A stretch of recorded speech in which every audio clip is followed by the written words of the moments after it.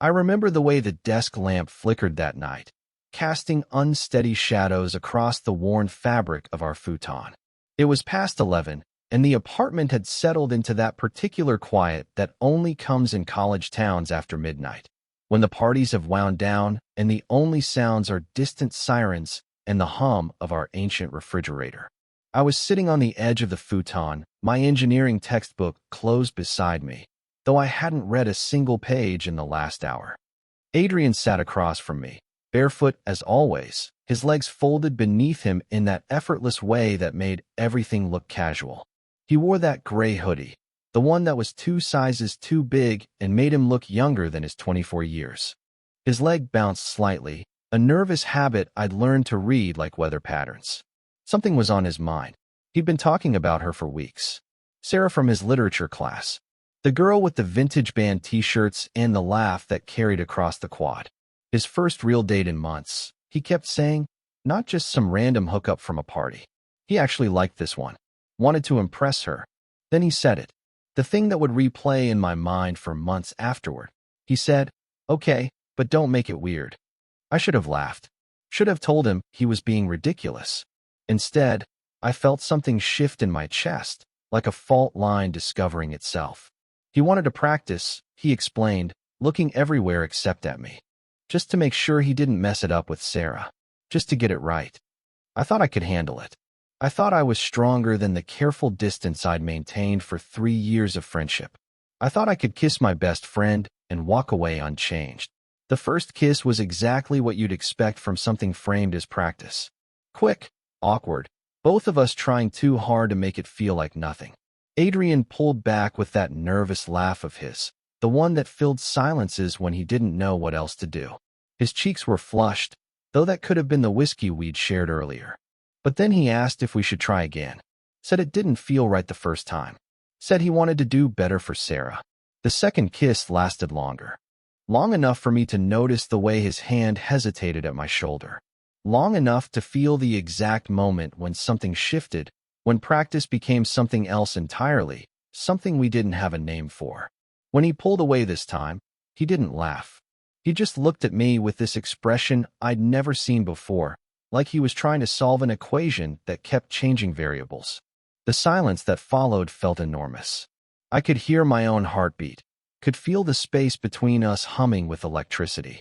Adrian's eyes searched my face for something. Confusion, maybe, or permission, or answers to questions he wasn't ready to ask. Finally, he said he should probably get some sleep. Said he had an early class. We both knew he didn't. After he disappeared into his room, I sat alone in the flickering lamplight for what felt like hours. I replayed every second of those few minutes, dissecting each moment like specimens under a microscope. But it wasn't the kisses themselves that kept me awake until dawn. It was that look, the way Adrian had studied my face afterward, like he was seeing me for the first time, like he was seeing himself for the first time.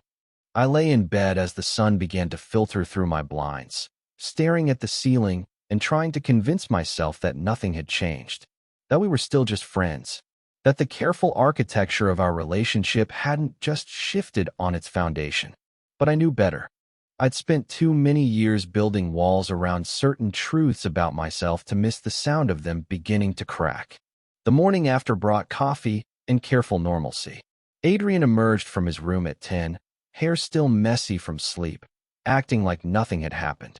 He made his usual terrible jokes about my engineering textbooks, called them doorstops and paperweights. I laughed at the right moments and pretended my hands weren't shaking as I poured his coffee.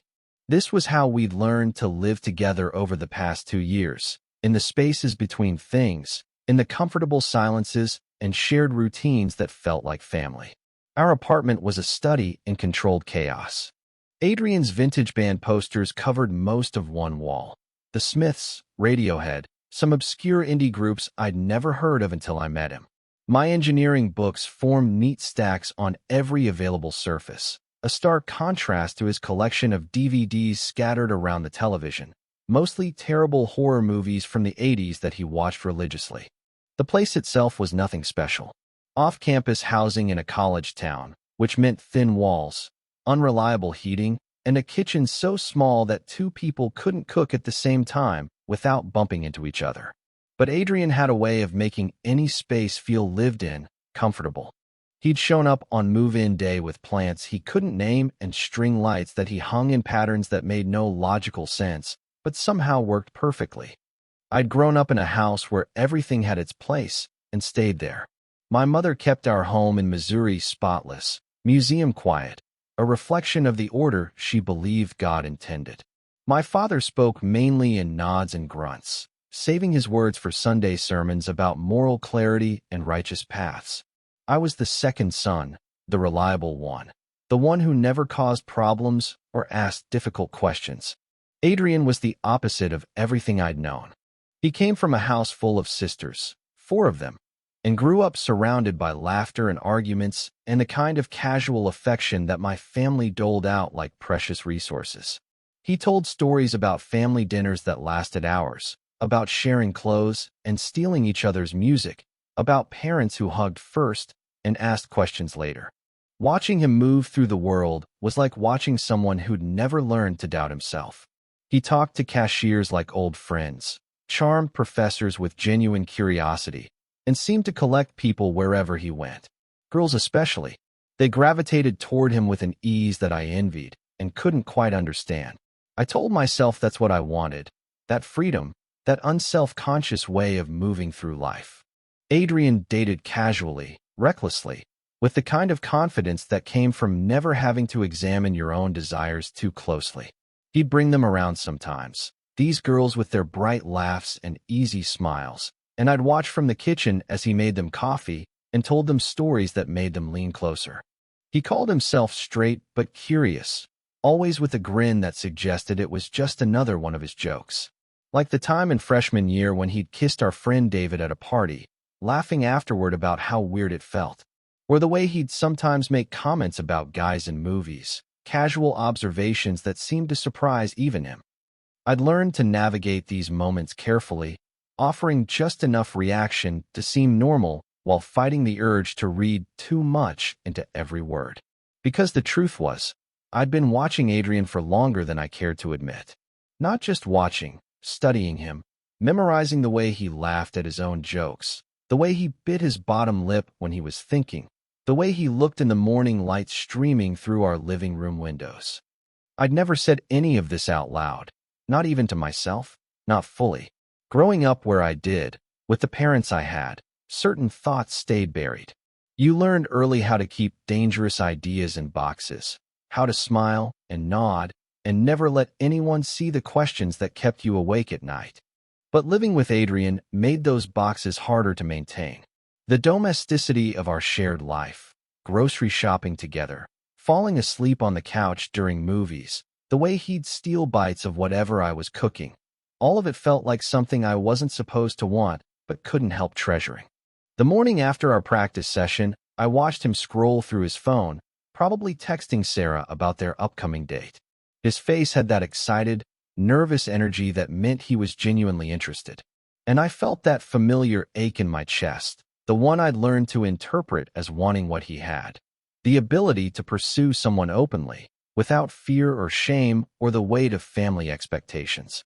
But sitting there in our kitchen, with the memory of his lips still fresh in my mind, I couldn't lie to myself anymore.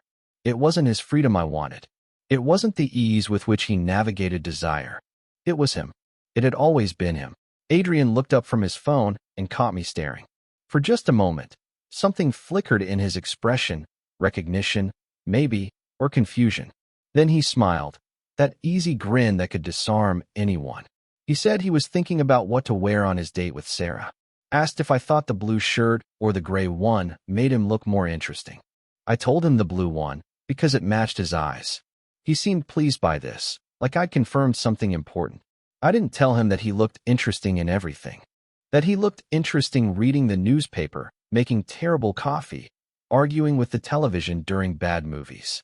That he'd looked most interesting of all the night before, in the split second after our second kiss when his guard was completely down and something real passed between us.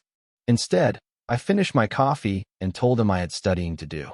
He nodded and went back to his phone, and we settled into the comfortable rhythm of a Saturday morning. Him planning his evening, me pretending I didn't care how it would end. The date with Sarah was scheduled for Friday night. Adrian had been planning it for days with the kind of meticulous attention he usually reserved for nothing at all. He'd asked me about restaurants, about conversation topics, about whether he should pick her up or meet her there. Each question felt like a small wound, but I answered them all with the patience of someone who'd had years of practice hiding.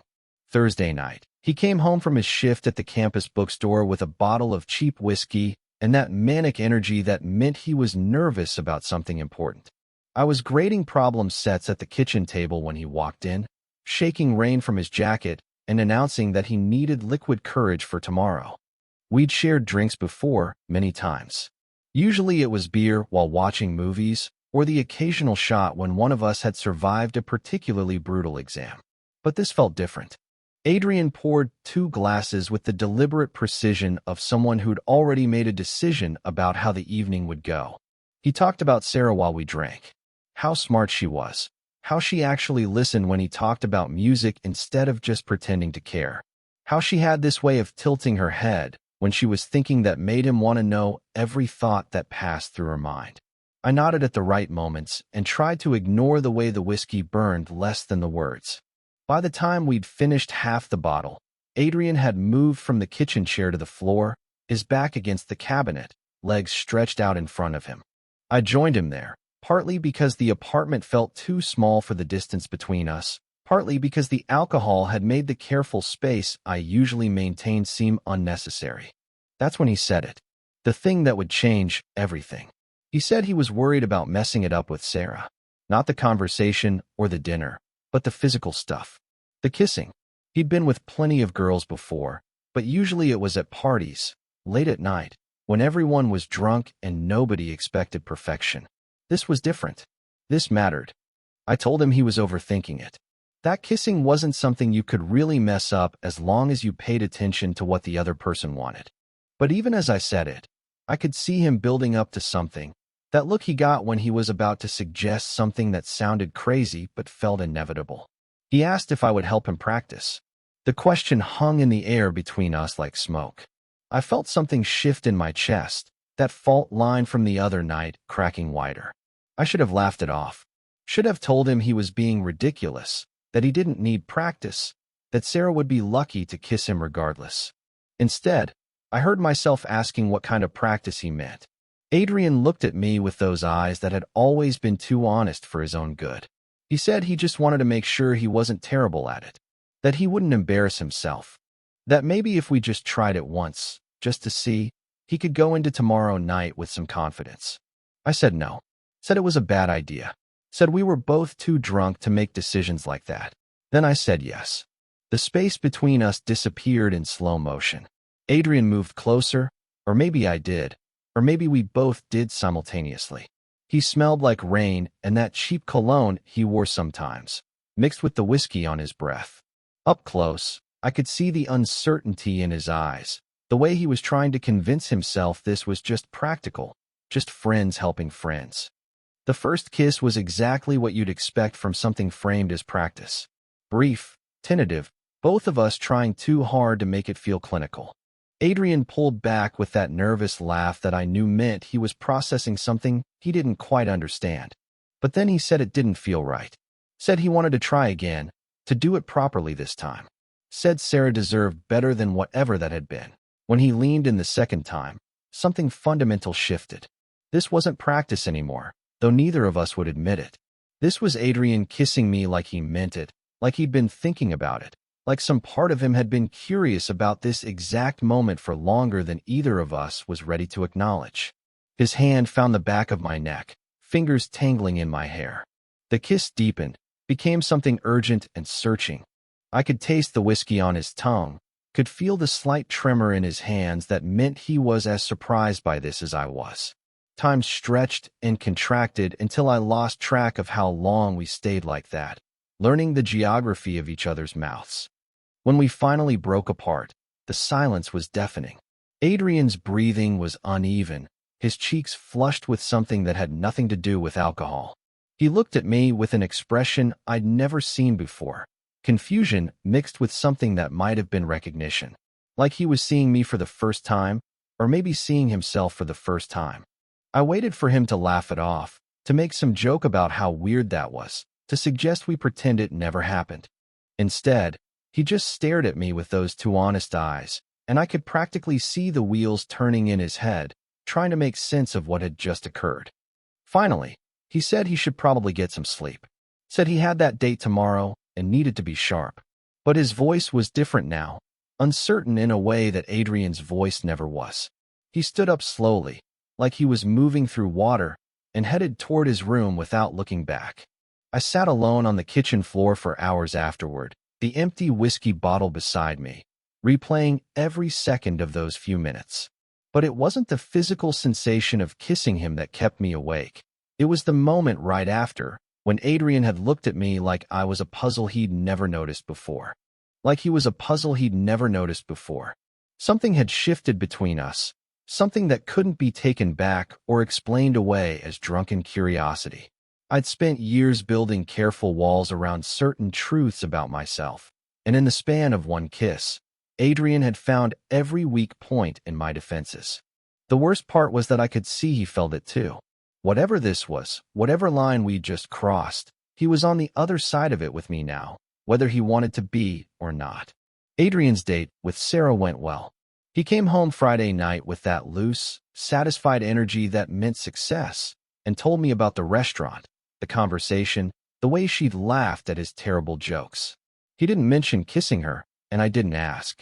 But I could see it in the way he moved through the apartment the next morning. Confident, pleased with himself, like someone who'd gotten exactly what he'd hoped for. I thought that would be the end of it. The practice, the strange intimacy of Thursday night, the way something had shifted between us. I thought we'd go back to being roommates who occasionally shared too much whiskey and pretended certain moments had never happened. I was wrong. The second time happened 3 weeks later. Adrian had another date, this time with a girl from his film studies class. Her name was Emma, and she had the kind of vintage style that made her look like she'd stepped out of a Wes Anderson movie. Adrian talked about her the way he'd talked about Sarah, with genuine interest, real excitement. And once again, the night before the date, he found his way to my room around midnight with that familiar nervous energy. He said he'd been thinking about what I'd told him, about paying attention to what the other person wanted. Said he wanted to make sure he was getting it right. Asked if we could try it again, just to be sure. This time, I didn't hesitate. I told myself it was because I understood now what this was. Just friends helping friends, practical advice delivered in the most direct way possible. But the truth was simpler and more complicated. I wanted to kiss Adrian again, and he was giving me permission to want it. The kiss lasted longer this time. Adrian was more confident, more deliberate in the way he moved against me. Afterward, he didn't pull away immediately. Instead, he rested his forehead against mine for just a moment, breathing quietly in the space between us. Then he smiled, said thanks, and disappeared back to his room. Emma lasted 2 months. During that time, Adrian asked to practice twice more, once before their 1-month anniversary dinner, once after a fight they'd had about something I never learned the details of. Each time felt more natural than the last, like we were developing a language that existed only in these stolen moments. When Emma ended things, she was transferring schools, wanted to keep things simple. Adrian came home with a bottle of wine and that particular brand of philosophical melancholy that came with endings. We drank it on the couch while watching some terrible horror movie from his collection, and when the credits rolled, he turned to me and said he wanted to see if it still felt weird. I asked him what he meant. He said kissing me. Said he'd been thinking about it since Emma left, wondering if it had only felt natural because we'd done it so many times, or if there was something else to it. We kissed on the couch that night, slowly, without the pretense of practice or preparation for someone else. When we broke apart, Adrian looked at me with that expression I was learning to recognize, confusion mixed with something that might have been recognition. But instead of pulling away, he settled back against the cushions, and we finished the movie with his head on my shoulder. I started looking for patterns after that. The way Adrian's gaze would linger when he thought I wasn't paying attention. How he'd find excuses to touch me. brushing my hand when we reached for the same thing, sitting close enough on the couch that our legs touched, falling asleep against my shoulder during late-night study sessions. Small things that could be explained away as the natural intimacy of close friends, but felt like something more. Our friends began to notice. At parties, someone would inevitably comment on how we moved through rooms together, how we seemed to have conversations without speaking, how we developed the kind of shorthand that usually belonged to couples. Jake, Adrian's friend from high school, started calling us an old married couple. Sarah, who Adrian had remained friends with after their brief relationship, once told me I was lucky to have someone who understood me so completely. I laughed at these comments the way I was supposed to, deflecting with jokes about Adrian's terrible housekeeping habits or his addiction to horror movies. But privately, I treasured each observation like evidence of something I was afraid to name. The practice sessions became a ritual. Before every first date, Adrian would find his way to wherever I was studying and ask for help getting ready. Not just with clothes or conversation topics, but with the physical anticipation of being close to someone new. I told myself I was being a good friend, offering practical assistance with something that mattered to him. But late at night, alone in my room, I'd replay every moment. The way Adrian's breathing changed when our kisses deepened, how his hands had started to wander, mapping the geography of my shoulders, my back, the space just below my ear that made me shiver. The increasing frequency of these requests, and the way they'd begun to feel less like preparation and more like the main event. I started keeping a journal during this time, though I never wrote about Adrian directly. Instead, I filled pages with observations about desire, about the difference between wanting something and admitting you want it. I wrote about the weight of family expectations, about the careful architecture required to keep certain truths buried. I wrote about the particular loneliness that comes from living half a life, and the terror of discovering you might want to live a whole one. One night in November, after Adrian had returned from a date that hadn't gone well, the girl had spent the entire evening talking about her ex-boyfriend. He asked if we could practice something different. Not kissing, but just being close to someone without it leading anywhere. He wanted to understand, he said, what it felt like to be intimate without pressure. We lay on his bed fully clothed, facing each other in the dark. Adrian talked about feeling disconnected from the girls he dated, like he was always performing some version of himself rather than actually being present. I listened and tried to ignore the way my heart was beating so loudly I was sure he could hear it. At some point, his hand found mine in the space between us. Our fingers intertwined naturally, automatically, like they'd been designed to fit together. Adrian kept talking, but his voice grew softer, more uncertain. He said sometimes he wondered if he was missing something, some essential piece of information about how to connect with people. I wanted to tell him that connection wasn't about information, that it was about recognition, about finding someone who saw you clearly and chose to stay anyway. That it was about the way certain people could make you feel less alone in the world, even when you were lying in the dark talking about everything except the thing that mattered most. Instead, I squeezed his hand and told him he'd figure it out eventually. We fell asleep like that, fingers still intertwined. When I woke up hours later, Adrian had moved closer in his sleep. His face was inches from mine, peaceful in a way that made him look younger. I watched him breathe for a few minutes, memorizing the details, the way his eyelashes cast shadows on his cheeks, the slight part of his lips, the stubble that was always just a day or two past needing a shave. For the first time since this had all started, I let myself imagine what it might be like if this was real. If the practice was actually the point, if the ritual we'd built was something we could acknowledge and choose rather than something that happened in the spaces between other things. The thought terrified me more than anything I'd ever admitted to myself. But lying there in the dark, with Adrian's breath warm against my face and his hand still holding mine, I couldn't make it go away. It happened on a Tuesday in December. Adrian had been seeing a girl named Claire for about 3 weeks, long enough for him to start using words like potential and connection when he talked about her. She was a psychology major with dark hair and the kind of confident laugh that carried across crowded rooms. Adrian seemed different around her, more settled, like maybe he'd found something that fit. He'd asked to practice before their first date, as usual, but this time felt different. Less urgent, more gentle. Adrian kissed me like he was saying goodbye to something, though neither of us would have admitted that's what it was.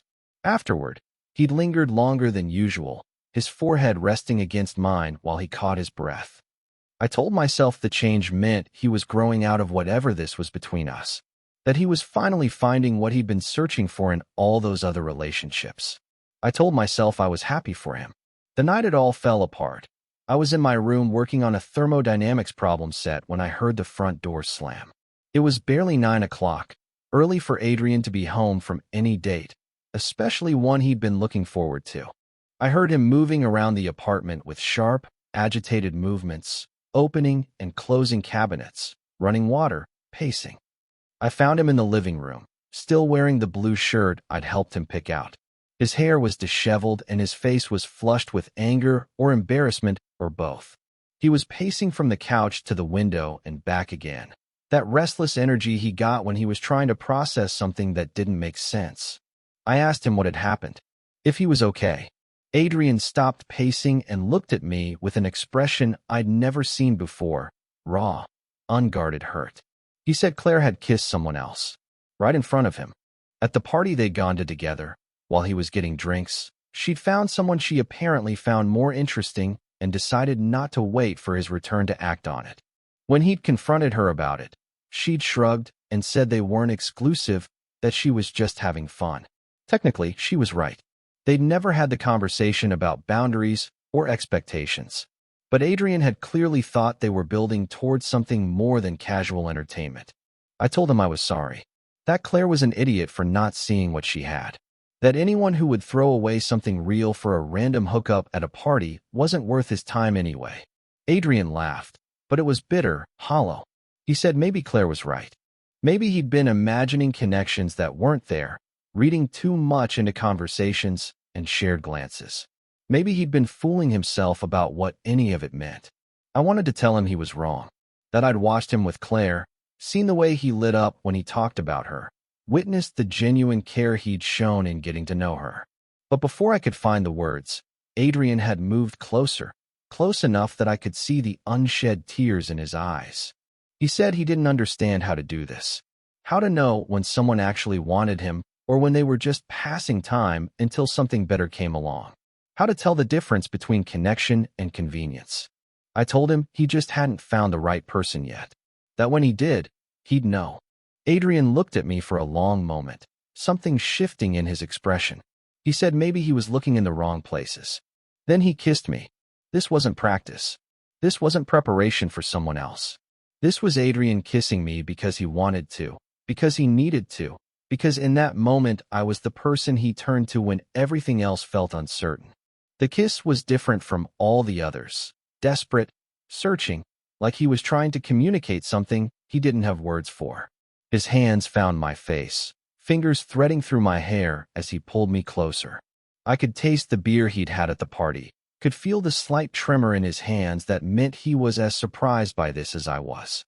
When he deepened the kiss, I felt something fundamental shift between us. All the careful pretense we'd built over months of practice sessions crumbled away, leaving only the raw truth of wanting someone who was supposed to be off limits. Adrian kissed me like he was drowning and I was air, like he'd been holding his breath for months and had finally found permission to exhale. I kissed him back with years of suppressed longing, all the careful distance I'd maintained dissolving in the space between one heartbeat and the next. This was what I'd been afraid to want, what I'd been pretending wasn't real, even as it consumed every quiet moment of my days. Time stretched and contracted until I lost track of how long we stayed like that, learning what it felt like to stop lying to ourselves. Adrian's breathing was ragged when we finally broke apart, his eyes wide with something that looked like recognition mixed with terror. For a moment, we just stared at each other, both of us trying to process what had just happened. Then something shuddered in Adrian's expression, like he was watching a door close in real time. He stepped back, putting physical distance between us that felt like an ocean. His face went carefully blank, That mask he wore when he was trying to pretend something didn't matter as much as it did. He said he needed to go to bed. Just that, nothing else. No explanation, no acknowledgement of what had just occurred, no indication that the ground had just shifted beneath both our feet. I watched him disappear into his room, heard the quiet click of his door closing, and knew that everything had changed. I sat alone in the living room for hours afterward, my heart beating so hard I was sure the neighbors could hear it. The space where Adrian had been standing still felt charged with electricity, like the air after lightning strikes. I kept replaying those few minutes, analyzing every detail, trying to understand what it meant that he'd kissed me like that and then retreated so completely. But I knew what it meant. I'd seen it in his eyes in that moment before he pulled away, recognition. Not just of what he was feeling, but of what I was feeling too. Adrian had finally seen what I'd been trying to hide for years, and it had terrified him enough to run. The worst part was that I couldn't blame him. What we just shared wasn't something either of us had words for, wasn't something that fit into the careful categories we'd built our lives around. It was bigger than friendship, more dangerous than practice, and neither of us knew what to do with it. I sat in the dark until dawn, listening to the sound of Adrian not sleeping in the next room, and tried to figure out how we would look at each other in the morning, how we would pretend this hadn't happened when we both knew it had changed everything. It happened on a Tuesday in December. Adrian had been seeing a girl named Claire for about 3 weeks, long enough for him to start using words like potential and connection when he talked about her. She was a psychology major with dark hair and the kind of confident laugh that carried across crowded rooms. Adrian seemed different around her, more settled, like maybe he'd found something that fit. He'd asked to practice before their first date, as usual, but this time felt different. Less urgent, more gentle. Adrian kissed me like he was saying goodbye to something, though neither of us would have admitted that's what it was. Afterward, he'd lingered longer than usual, his forehead resting against mine while he caught his breath. I told myself the change meant he was growing out of whatever this was between us, that he was finally finding what he'd been searching for in all those other relationships. I told myself I was happy for him. The night it all fell apart. I was in my room working on a thermodynamics problem set when I heard the front door slam. It was barely 9 o'clock, early for Adrian to be home from any date, especially one he'd been looking forward to. I heard him moving around the apartment with sharp, agitated movements, opening and closing cabinets, running water, pacing. I found him in the living room, still wearing the blue shirt I'd helped him pick out. His hair was disheveled and his face was flushed with anger or embarrassment or both. He was pacing from the couch to the window and back again. That restless energy he got when he was trying to process something that didn't make sense. I asked him what had happened, if he was okay. Adrian stopped pacing and looked at me with an expression I'd never seen before, raw, unguarded hurt. He said Claire had kissed someone else, right in front of him. At the party they'd gone to together, while he was getting drinks, she'd found someone she apparently found more interesting and decided not to wait for his return to act on it. When he'd confronted her about it, she'd shrugged and said they weren't exclusive, that she was just having fun. Technically, she was right. They'd never had the conversation about boundaries or expectations. But Adrian had clearly thought they were building towards something more than casual entertainment. I told him I was sorry, that Claire was an idiot for not seeing what she had, that anyone who would throw away something real for a random hookup at a party wasn't worth his time anyway. Adrian laughed, but it was bitter, hollow. He said maybe Claire was right. Maybe he'd been imagining connections that weren't there, reading too much into conversations and shared glances. Maybe he'd been fooling himself about what any of it meant. I wanted to tell him he was wrong, that I'd watched him with Claire, seen the way he lit up when he talked about her, witnessed the genuine care he'd shown in getting to know her. But before I could find the words, Adrian had moved closer, close enough that I could see the unshed tears in his eyes. He said he didn't understand how to do this, how to know when someone actually wanted him or when they were just passing time until something better came along, how to tell the difference between connection and convenience. I told him he just hadn't found the right person yet, that when he did, he'd know. Adrian looked at me for a long moment, something shifting in his expression. He said maybe he was looking in the wrong places. Then he kissed me. This wasn't practice. This wasn't preparation for someone else. This was Adrian kissing me because he wanted to, because he needed to, because in that moment I was the person he turned to when everything else felt uncertain. The kiss was different from all the others. Desperate, searching, like he was trying to communicate something he didn't have words for. His hands found my face, fingers threading through my hair as he pulled me closer. I could taste the beer he'd had at the party, could feel the slight tremor in his hands that meant he was as surprised by this as I was. When he deepened the kiss, I felt something fundamental shift between us. All the careful pretense we'd built over months of practice sessions crumbled away, leaving only the raw truth of wanting someone who was supposed to be off limits. Adrian kissed me like he was drowning and I was air, like he'd been holding his breath for months and had finally found permission to exhale. I kissed him back with years of suppressed longing, all the careful distance I'd maintained dissolving in the space between one heartbeat and the next. This was what I'd been afraid to want, what I'd been pretending wasn't real, even as it consumed every quiet moment of my days.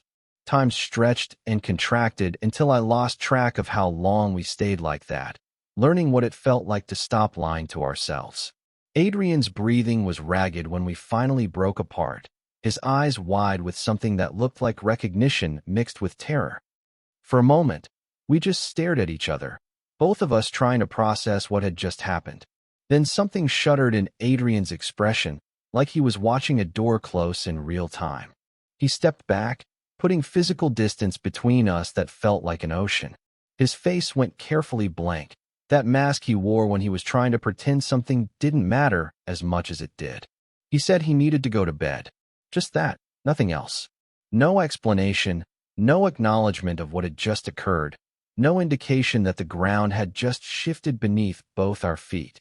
I watched him disappear into his room, heard the quiet click of his door closing, and knew that everything had changed. I sat alone in the living room for hours afterward, my heart beating so hard I was sure the neighbors could hear it.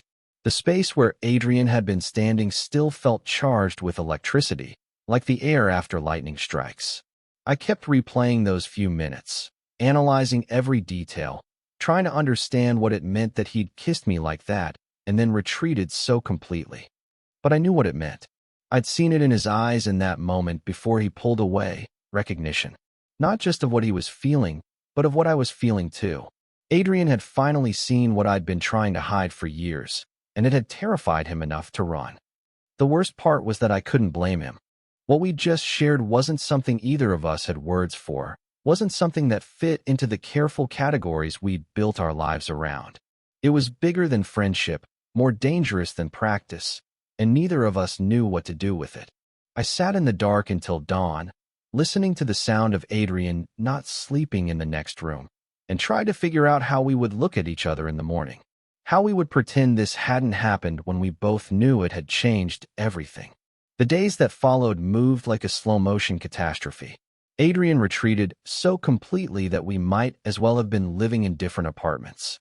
He started leaving early for classes I knew didn't exist, coming home late with explanations about study groups and work shifts that didn't quite add up.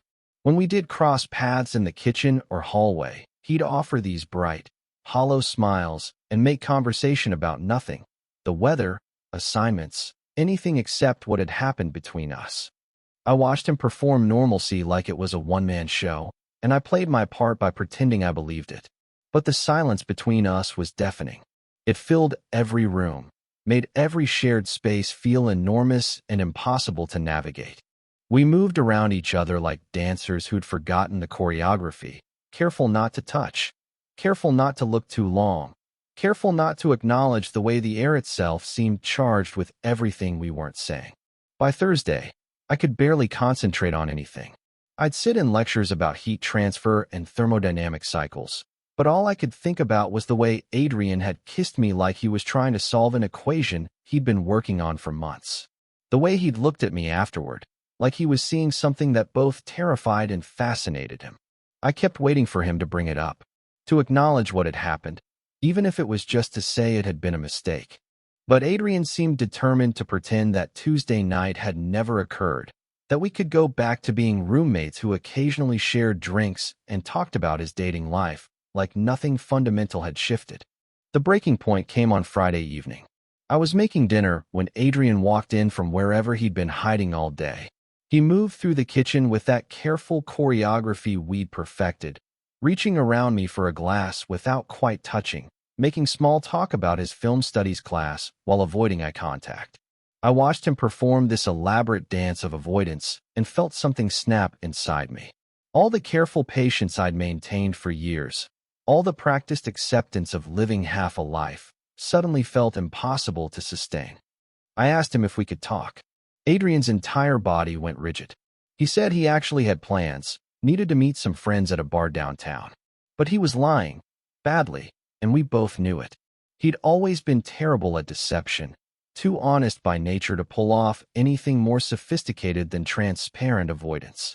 I told him it would just take a minute. Asked him what Tuesday night meant. The question hung in the air like smoke. Adrian set down his glass with the careful precision of someone trying not to break anything, but I could see his hands trembling slightly.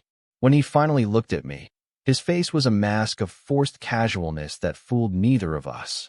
He said he didn't know what I was talking about. I reminded him about the kiss, about the way he'd held my face like I was something precious, about the way we'd both stopped pretending for just a few minutes, that this was anything other than what it obviously was. Adrian's mask slipped for just a moment, and I saw the panic underneath. Raw, animal terror at being seen, at having to name something he wasn't ready to understand about himself. Then the mask snapped back into place, tighter than before. He said it hadn't meant anything, that he'd been drunk and upset about Claire and looking for comfort from the closest available person, that I was reading too much into what had been nothing more than a reaction to rejection and bad decision-making. Each word landed like a physical blow. Not because I believed him. I could see the lie in every tense line of his body, but because I understood what he was really saying. That he'd rather hurt me than admit the truth. That he'd rather deny something real than face what it might mean about who he was. I nodded and said okay. Because what else was there to say? You can't force someone to be brave enough for honesty. You can't make them want the truth more than they want the safety of familiar lies. But Adrian wasn't finished. He kept talking, words tumbling out like he was trying to convince himself as much as me. He said I was his best friend, that he didn't want things to get weird between us, that we should just forget about it and go back to normal, that nothing had to change. The irony was devastating. Adrian thought he was preserving our friendship, protecting something valuable from the danger of complication. He didn't understand that he was destroying the very thing he claimed to want to save. That you can't unknow something once you know it, can't unsee someone once you've really seen them. I told him he was right, that nothing had to change, that we could pretend it never happened. Relief flooded his face, so genuine and profound that it almost broke me. He actually smiled, a real one this time, and started talking about weekend plans, about a movie he wanted to watch, about returning to the comfortable routines that had defined our relationship for 2 years. I listened and nodded and made appropriate sounds of agreement. Then I went to my room and closed the door and understood, with perfect clarity, that I couldn't do this anymore. I'd spent years living in the spaces between things, surviving on scraps of affection and moments of connection that could be explained away as friendship. I'd become an expert at wanting nothing, at making myself small enough to fit into whatever space someone else was willing to offer. But Tuesday night had shown me what it felt like to want everything, to be wanted completely, even if only for a few minutes. I couldn't go back to pretending that half a life was enough. I wrote the note on Saturday morning while Adrian was still sleeping. It was harder than I'd expected, trying to explain a decision that felt both inevitable and impossible. I told him I'd found a place closer to campus, that the commute had been getting difficult, that it wasn't about anything specific between us. All lies, but kind ones. Lies that would let him keep believing what he needed to believe about himself, about us, about what had and hadn't happened in our living room. I packed while he was at work, taking only what I'd brought when I moved in 2 years earlier. I left his things exactly where they were, the plants, the string lights, the vintage movie posters that had made our apartment feel like home. Those belonged to the version of myself I was leaving behind, the one who'd been content to live in the margins of someone else's life. Moving out was easier than I'd expected. I'd never accumulated much, never made the space truly mine. Within a few hours, it was like I'd never been there at all. I left the note on his pillow, weighted down with the spare key. The new apartment was smaller, quieter, filled with light from windows that faced east instead of west. I unpacked my books, arranged my clothes in an empty closet, and tried to figure out how to live alone again. The silence was different here, not charged with unspoken words, not heavy with the weight of secrets. Just quiet. The first thing I did was find a therapist. Dr. Martinez had kind eyes and a gentle way of asking questions that made it safe to admit things I'd never said out loud. In her office, surrounded by plants and soft lighting, I finally spoke the words that had been living in my chest like stones. I think I'm gay. I think I've been gay my entire life. I think I've been in love with my best friend for years, and I think he might have been in love with me too, but we were both too afraid to let it be real. The second thing I did was call my sister. Rebecca was 3 years older, married to a man who made her laugh every day, living the kind of conventional life our parents had always expected from both of us. But she'd always been the brave one, the one who'd left Missouri first, who'd built a life that looked like happiness instead of obligation. I told her everything. About Adrian. About the years of careful distance. About finally understanding what I'd been running from. I expected shock, maybe disappointment, certainly questions about how this would affect the family dynamics we'd all learned to navigate so carefully. Instead, she said she'd been wondering when I'd figure it out. Said she'd watch me move through the world like someone who was holding their breath, and she was glad I'd finally found permission to exhale. The conversation lasted 3 hours. By the end, I was crying, not from grief, but from relief. The relief of being known completely and loved anyway. The relief of discovering that the family shame I'd carried for years was lighter than I'd thought, that some people had been waiting for me to trust them with the truth. Slowly, I began to reclaim pieces of myself I'd buried so deep I'd forgotten they existed. I started going to campus events, making friends who knew me as someone whole rather than someone incomplete. I bought books I'd been afraid to own, watched movies I'd been afraid to enjoy, allowed myself to notice when other men were attractive without the immediate panic that had always followed such observations. For the first time in my life, I was choosing peace over longing, choosing myself over the exhausting work of being someone else's safe harbor while drowning in the shallows of my own life. 6 months later, I was making dinner in my kitchen when I found myself humming. It was such a small thing, so ordinary, that it took me a moment to recognize what was strange about it. I couldn't remember the last time I'd hummed while cooking. Couldn't remember the last time I'd done anything while feeling genuinely content rather than just going through the motions. The new apartment had become home in ways our old place never quite had. It was smaller, quieter, filled with afternoon light that streamed through east-facing windows and made everything look softer. I'd painted the walls a warm gray that Rebecca had helped me choose, hung art that I actually liked instead of posters that belonged to someone else's aesthetic. The space felt deliberately mine in a way that still surprised me sometimes. I'd learned to cook for one without it feeling like failure. Tonight it was pasta with vegetables from the farmer's market. Nothing fancy, but made with the kind of attention I'd never given to feeding myself when I was busy taking care of everyone else's needs. I opened a bottle of wine, a good one, not the cheap stuff Adrian and I used to share, and poured myself a glass while the sauce simmered. Dr. Martinez had told me that healing looked like this: small moments of genuine pleasure, the ability to enjoy your own company, the gradual restoration of parts of yourself you'd forgotten existed. 6 months ago, I wouldn't have believed that contentment could feel so much like coming home to yourself. The university kept me busy in good ways. I'd finished my engineering degree and started a graduate program that actually excited me rather than just seeming like the logical next step. I'd made friends, real ones, who knew me as someone complete rather than someone carefully edited. There was Daniel from my thermodynamics seminar, who shared my terrible taste in science fiction movies.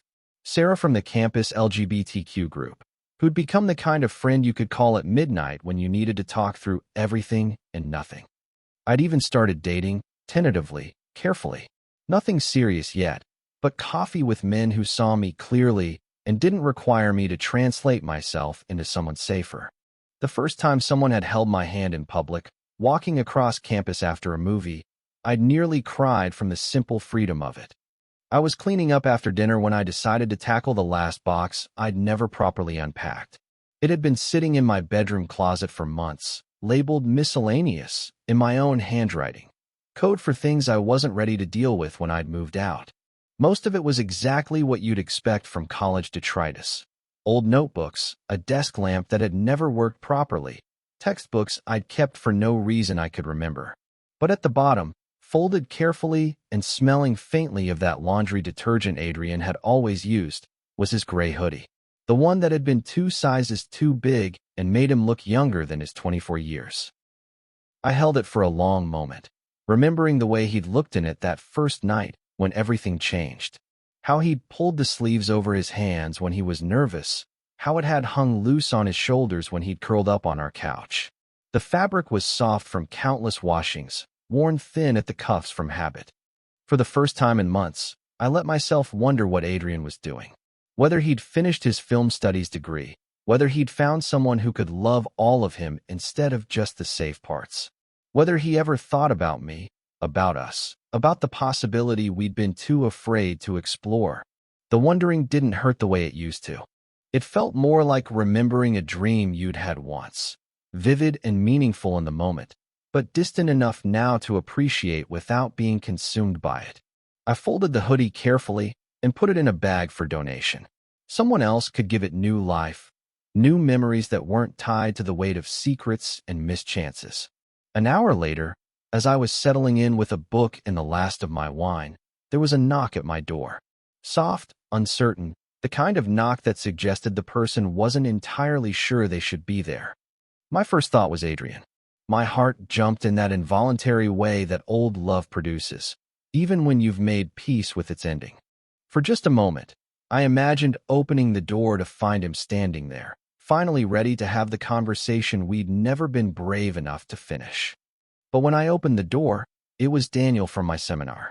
He stood in the hallway holding a container of what looked like homemade brownies, wearing the kind of nervous smile that meant he'd been working up courage for this moment. He said he'd been in the neighborhood and thought I might want some dessert. Said he'd made too many and couldn't finish them alone.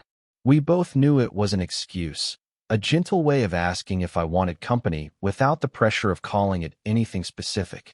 I looked at him, really looked. The way his hair fell across his forehead, the kindness in his eyes, the careful hope in his expression. 6 months ago, I would have found reasons to say no. Would have protected myself from the possibility of wanting something I might not be allowed to have. Instead, I smiled. A real one. The kind that came from somewhere deep and honest. I said hi, invited him in, asked if he wanted wine to go with the brownies. And for the first time in longer than I could remember, I meant every word.